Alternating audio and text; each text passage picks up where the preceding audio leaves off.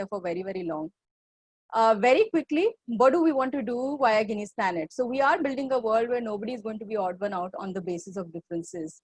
And how do we do that? So we believe that it is going to be a network of people who are going to live on Guinea's Planet, where everybody is going to be aware, empathic, diversity respecting, and these are the people who are going to lead, take decisions, and take actions. And when I say lead, I don't mean people who are heading organizations only, because I believe, and we very, very strongly believe, that everyone has the ability to lead in their own way and take actions to change the world around them. So today my conversation with you is more more about creating this network, and I hope some of you will be part of this network if you truly believe in accepting diversity, which we are going to cover in today's conversation. Now let me come to straight away to the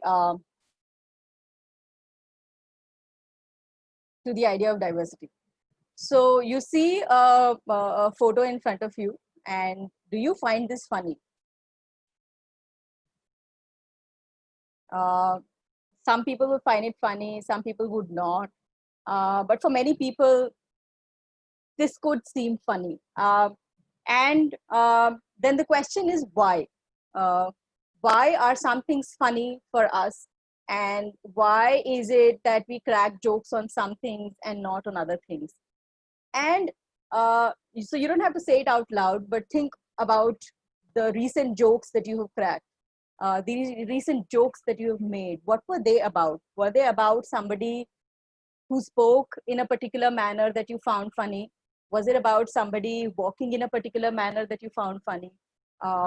Was it about something that they do every day that you think is so-called crazy?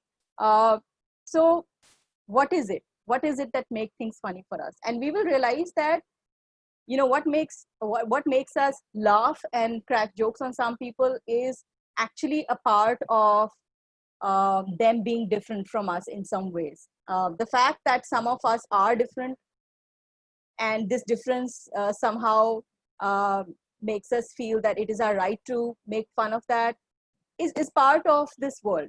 And that is what we want to challenge. We want to say that if somebody is your friend, and let's say if not even your friend, somebody is different from you, that is no reason for us to crack jokes or call them out as funny. And I can give you very example, like for example, there are people with mental illness who will show symptoms in some ways. There are people with physical disabilities who will be eating and drinking in a particular manner, who will be talking in a particular manner. So it's easy for us to make fun of people who are not like us, but eventually the reality is that everybody is part of this world, and they did not come into this world so that people could make fun of them, right? It is their, if they are here, it is their rightful place. So yeah, I would say let's reflect on what is it that we find funny, and why do we find it funny, and let's start challenging ourselves right from there. Now this is how the conversation is going to go, because although we are talking about diversity in the world and respecting diversity, but because it has to come from where I stand right now and where each of us stand right now. So obviously a lot of my conversation is going to be about you as a person, and I'm not here to judge you, but I'm here to request you to reflect on what you think, and what is it that recently you have done or not done. Keep it with yourself, but definitely reflect on it, because if we don't, then this conversation is not going to work for anybody. Okay. So first question that I need to ask myself, and that means you need to ask yourself, that do I accept myself as part of diversity? Do I think that I'm different and that it's all right to be different? Or am I just trying to conform to the standards which have been set by others who did not know my needs and circumstances? And the reality is that our circumstances change. They don't remain same. I've not met anybody who's been in the same circumstances throughout their life, because our age changes, our experience changes, our environment changes. And I am expected to adjust to everything around me as if nothing has happened, as if the majority has to decide what I do and what I not do. Do you see yourself there? Do you think that the way things are built around you, it's not according to you? Do you think that you have to follow rules that are too hard for you to follow because of who you are and what you're going through. Uh, and if you have those questions, then those are important and good questions, because we have to first accept that I am different and I can have my own specific needs, and I can have my own specific circumstances that people have no right to make fun of or ignore. So if I am somebody who is going through depression, I need break. I need to ask for it, and if I don't ask for it, then at least my organization needs to know that I deserve this. uh, if I have fever, if I deserve break, then I have depression, I deserve break. It works in as simple manner as that. If I think that climbing all the stairs is hard for me, it is all right for me to say, make this place accessible. It does not matter that other people around me in my team can run and just jump up and go to the other places. But if I can't, it's and if that is because the building has not been built according to me, then that needs to change. I am part of diversity. If my needs are specific and something needs to change, then it does need to change. And I have to start believing that right from myself, because if I don't talk about my needs and what I need to do to make things better for myself, then it's going to be very, very hard for me to do it with other people or for other people. So first is, please see how you are different, how you think you are different. So let's for 2 minutes just think of yourself and ask yourself, what makes me different? Is it because of my privileges? uh, am I different because of my experiences? uh, my maybe some of us have experienced loss, maybe some of us experienced exclusion, maybe some of us have experienced a lot of success. So whatever that we have experienced is going to be part of my life, and that is going to make me different. My context, my disability, my illness, my health, everything is going to impact me and make me different. What makes me think that I'm just like everybody else? I am not. Nobody is. There are things in your life that are making you different, and you have right to feel different if you feel different, and that is all right. Nobody has any right to make you feel that you are not doing well if you're showing that you're different. Whatever is happening and going through us is part of my life. So being different is being okay. So when you look at what Guinness Planet very, very frequently says, we very frequently say being different is being okay. There is nothing bad about being different, and please accept that about yourself first, because if we don't accept that about ourselves first, we will not be able to do it for anybody else or with anybody else. Um, so the important thing is to remember that we are not we are not going to be carbon copies. We will never be carbon copies of each other. So I don't have to be like others all the time, and therefore it is also all right if other people are not like me all the time. Now here, when I say that like me and not like me, I'm not talking about values like respect, like honesty, like integrity. Those are the things that we would demand from everybody. Like, for example, if you don't have them, you're unlikely to get a place on Guinness Planet, uh, which is the kind of world that we're creating. But for everything else, it is all right to be different. The way you eat food, how you eat food, what you eat, what you say, uh, your need to take breaks, your off days, your need for a ramp, your need for a wheelchair or a lift, your need for a prayer room, everything is all right. It is all right to be different. And if you think that the environment is not fulfilling your specific needs, it is your right to speak up and ask for those accommodations if that is what you need. Uh, so if you've reflected on your own diversity, and if you really accepted that you are part of this diversity, now the question is as to where do I stand in accepting diversity around me? Because all of us think of diversity and we use it in a very, very common way, but many of us use it in a very different manner. Because even now, diversity in terms of gender is very, very commonly understood and accepted.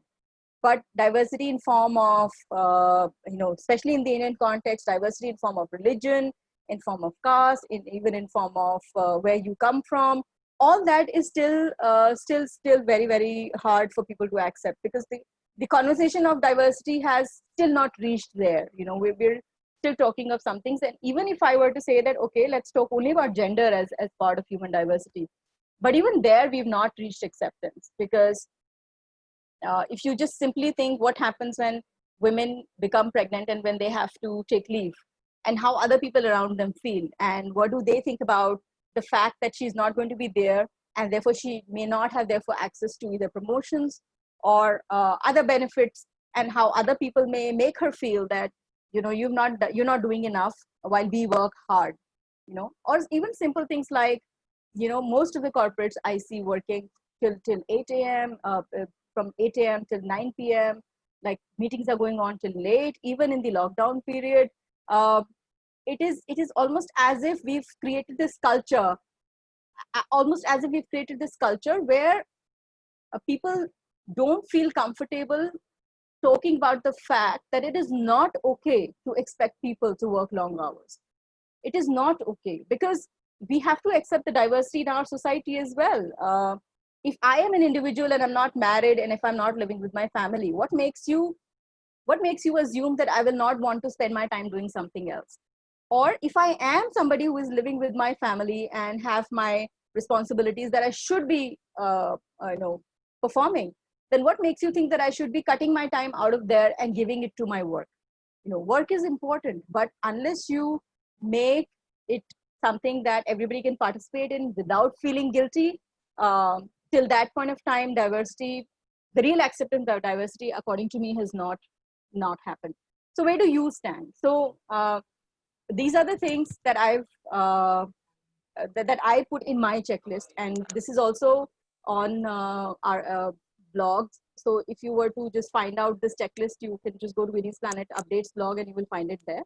So the first stage is denial, and I think this is where I find most people, that we at the denial stage, and many of us are there. We believe that I have to be with people like myself, and everybody has to be like me, like, you know. And if they are not like me, then I might even be scared of them, you know. So for example, some of us may feel very, very scared about going into areas which are densely populated, or where it's a resettlement colony, or where you know, a lot of Muslims live. So these specific characteristics may make us feel afraid, in fact, because somehow we believe that, you know, those people are not like us, and therefore I will not feel comfortable around them. And that's complete denial, where I think that I'll be safe only with people like myself, even though logically I know that everybody is not the same, and even in people who belong to my own faith, there will be diversity. There is what about somebody who is not in denial, who actually acknowledges that, okay, people can be different? uh, so it is possible that that person is at the acknowledgement stage, you know, where I say, okay, I know that people can be different. I know that people can be of different gender, race, caste, religion.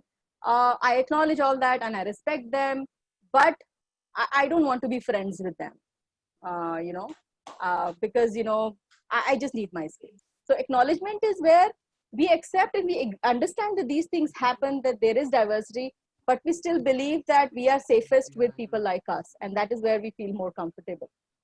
Uh, and even if we have questions about other people, we do sometimes Google this, you know, or find through searches as to what we need to do or find out more.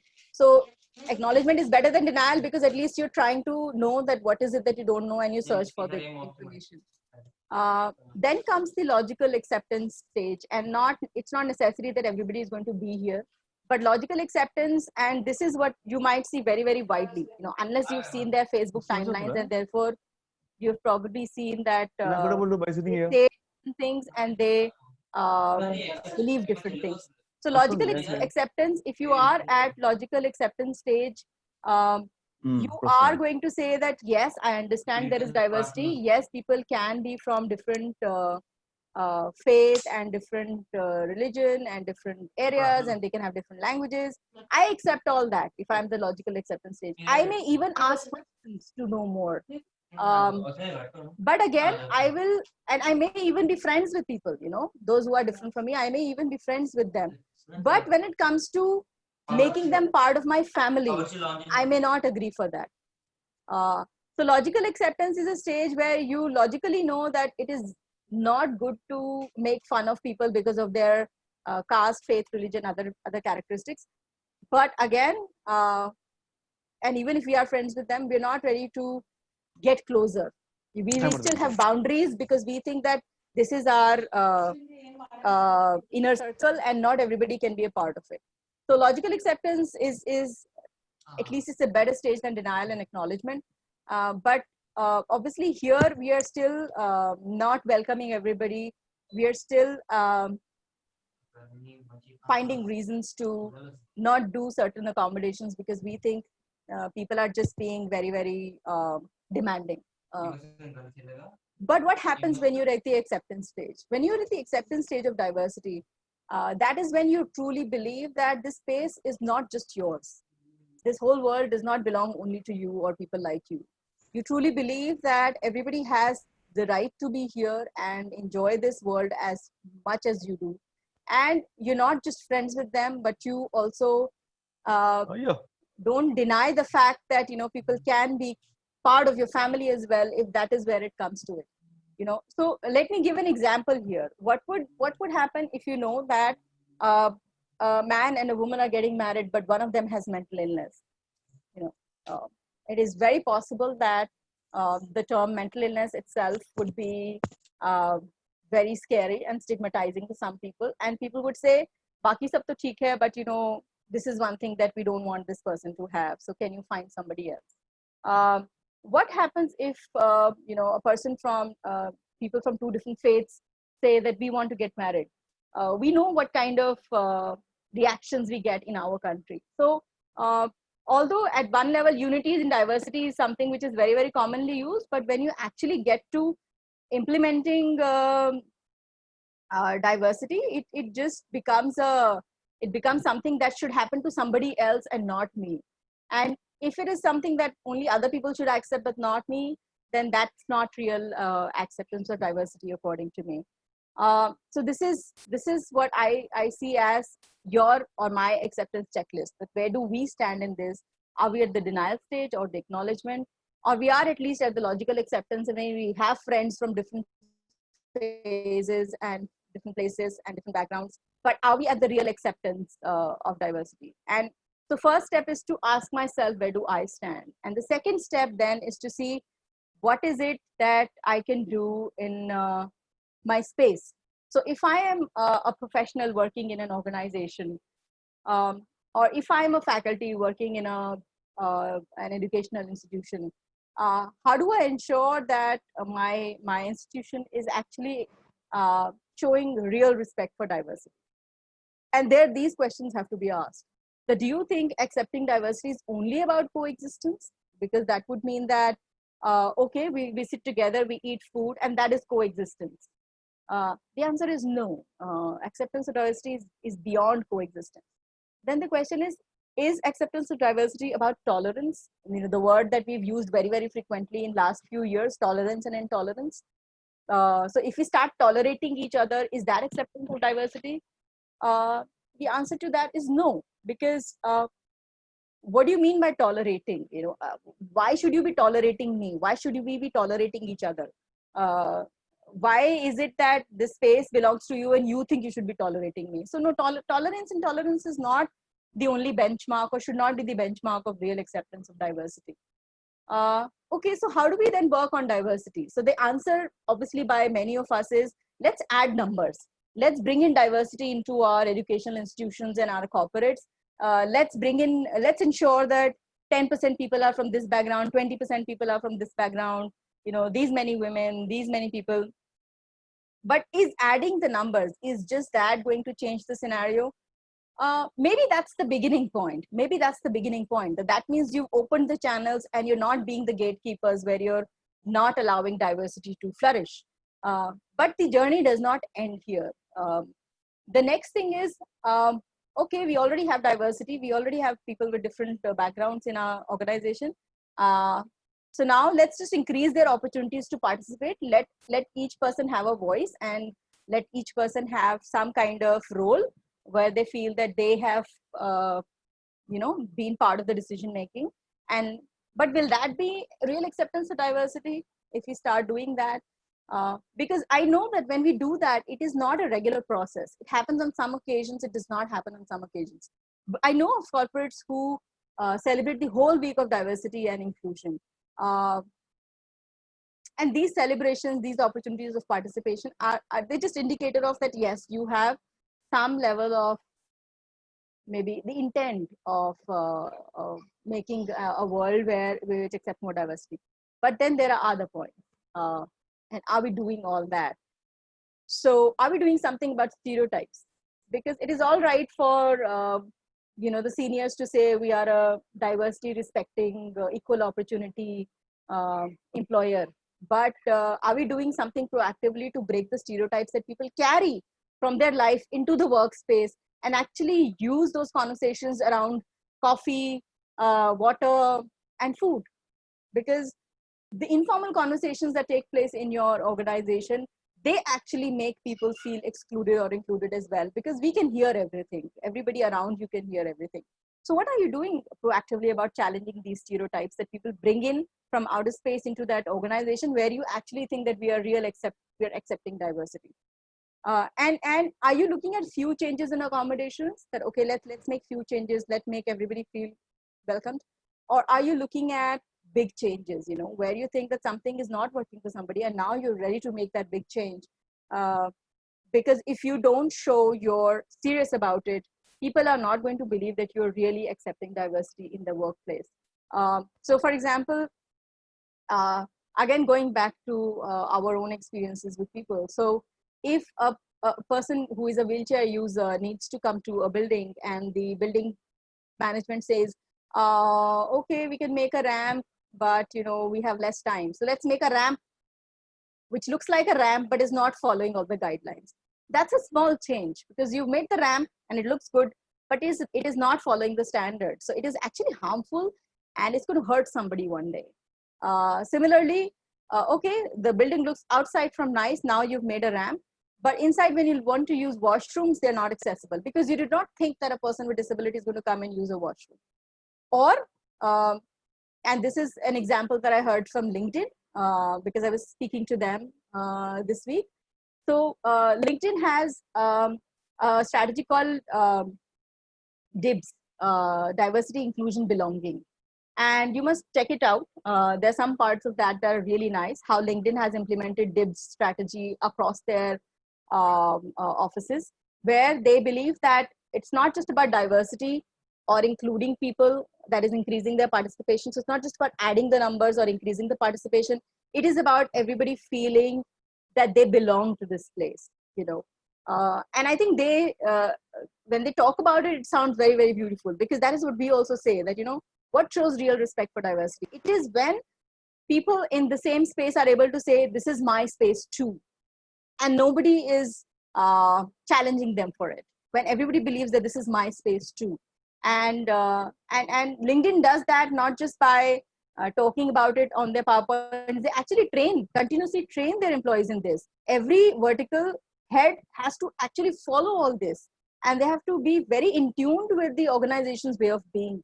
And they take feedback very seriously from what I hear from them. So if a person said that, and a person who is a Muslim said that, we don't have prayer rooms. You talk about diversity, but we don't have prayer rooms. They actually went ahead and ensured that their offices have prayer rooms for people to offer namaz if they have to. What are we doing about changes? How serious are we to actually say that, we accept diversity? Because it sounds good, but if we don't push the agenda, and if we don't make those changes that are really required, they don't show our intention as well. And it's very, very important to see how people think, what are their do's and don'ts. It's not just the leader or the HR manager who has to think what are the do's and don'ts that we have to ensure people follow. If your people in your organization or educational institution have actually reached a stage where they say, oh, I can't do this actually because this will be completely disrespect of diversity. Or if the person thinks that, oh, I'm being made to follow this, but I don't really believe in this. So what do people think their role is in this organization? Is it only to do their job and go back home and get that salary? Or is it to be the part of the culture that actually accepts diversity? So acceptance of diversity actually requires many, many things, has many, many nuances, and it's not a one-time exercise. It is very, very hard, and it takes years of work and commitment to actually push this through. I'll give you another example from LinkedIn, and I know that many other corporates are doing this, that So now there is a very, very strategic effort to ensure that the recruitment does not take only from metro cities or tier 1 cities, but tier 3, tier 4 cities are also included in the recruitment drive, so that we also bring in diversity of all kinds, diversity of experiences, of thinking. Everything has to come in to actually show the real acceptance of diversity. We have to make that effort. The time and effort are some of the key things that we believe are important. uh, Now I'm going to end with a story, and I'm not going to give you answers for this story. I'll just tell you this is a real thing that happened recently, and I wonder how it will make you feel about what is happening right now. So we know that the COVID scenario has led to this lockdown, led to stoppage of transport, and people were not able to get home. People are still not home. But this is a story of a friend who traveled to the train with his family and reached his hometown. And as soon as they reached the hometown, obviously the usual processes followed. They were supposed to follow the quarantine method, get tested, do everything. But what else started happening? Now, he is a Muslim. What started happening? They were being told rules again and again. And there's nothing wrong with that. Everybody is being told rules about safety again and again. That's all right. But they also started facing accusation and threats. There were also people, random people were calling them up and telling them, oh, people like you have increased the number of cases in this state or in this country. Uh, and when this person tried to complain, the more phone calls came. People actually landed up at his house and said, who do you think you are to complain? You think you're some big shot who is doing this? So just because of this person's one set of identity and the fact that this person had traveled from Delhi, which is also a place where there are a number of cases, uh, somehow contributed to this scenario where this person was made to feel bad about not just coming home from a particular place, but also belonging to a particular community, which is being stigmatized again and again and again. And yesterday and today is Eid for this family. And how do you think they would have felt? That they were going home for Eid, and this is what they had to face, random people calling them up. Of course, the uh, complaint was escalated, and then people at the high level intervened, and they assured that this kind of discrimination and stereotyping will not be tolerated. Of course, that happened. But when that happens in the end, do you think that takes away all the pain that this person goes through when they face such kind of stigma and exclusion? Answer is no. Our experiences stay with us, and they make us feel many, many things about how people are treating us. And somehow we have created a space where people think that it's all right for them to say many things and get away with it. And it is the job of all of us to ensure that this changes. And even if I can't change the whole country, I can change my organization. I can change my team. I can change one person. I can ensure at least that when it comes to the acceptance of diversity, it's not just adding of numbers, it's actually real acceptance. So that is where I would like to end. And if you really think that you are somebody who accepts diversity, uh, who is all right with imperfections, who is all right with people who are not like you, then you are just the kind of person who has the right to be on Guinea's Planet, because Guinea's Planet is inviting everybody who thinks like that. And of course, our journey starts from children, because we completely believe that the earlier you talk about diversity, the earlier you bring in the conversation about empathy, the better it is when they grow up to be decision makers and leaders. Because then there's so many things that you don't have to argue about, because they already believe in that. And those are the change makers that we are working with. We strongly work with children. Each child that we work with and have a workshop with, for us, that person is the change maker, and that person is going to be the real ambassador of this world where everybody belongs.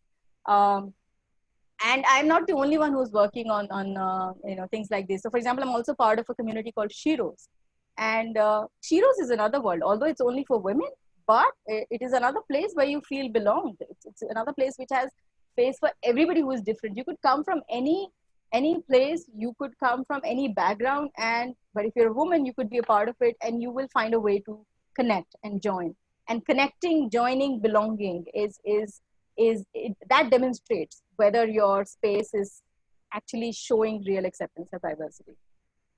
So that's where I end. And if there are any questions, and if Kusumadhar has taken any, I'll be happy to